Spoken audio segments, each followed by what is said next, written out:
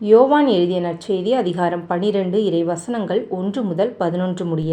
பாஸ்கா விழாவுக்கு 6 நாள்களுக்கு முன்பு இயேசு பெத்தானியாவுக்கு சென்றார். அங்குதான் இயேசு லாசரை உயிர்த்தெழச் செய்தார். அங்கு அவருக்கு விருந்தளிக்கப்பட்டது. மார்த்தா உணவு பரிமாறினார். இயேசுவோடு பந்தியில் அமர்ந்திருந்தவர்களுடன் லாசரும் இருந்தார். மரியா இலாமிச்சை என்னும் களப்பற்ற விலையுயர்ந்த நறுமணத் தைலம் ஏறக்குறைய 320 கிராம் கொண்டு வந்து இயேசுவின் காலடிகளில் பூசி அதனை தமது கூந்தலால் துடைத்தார். தைலத்தின் நறுமணம் வீடெங்கும் கமழ்ந்தது.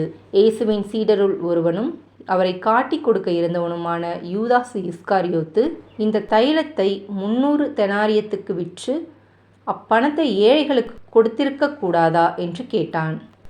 ஏழைகள் பால் கொண்டிருந்த அக்கறையினால் அல்ல, மாறாக அவன் ஒரு திருடனாய் இருந்ததால் தான் இப்படி கேட்டான். பணப்பை அவனிடம் இருந்தது. அதில் போடப்பட்ட பணத்திலிருந்து அவன் எடுத்து கொள்வதுண்டு. அப்போது இயேசு, மரியாவை தடுக்காதீர்கள், என் அடக்க நாளை முன்னிட்டு அவர் இதை செய்யட்டும். ஏழைகள் உங்களோடு என்றும் இருக்கிறார்கள், ஆனால் நான் உங்களோடு என்றும் இருக்கப் போவதில்லை என்றார்.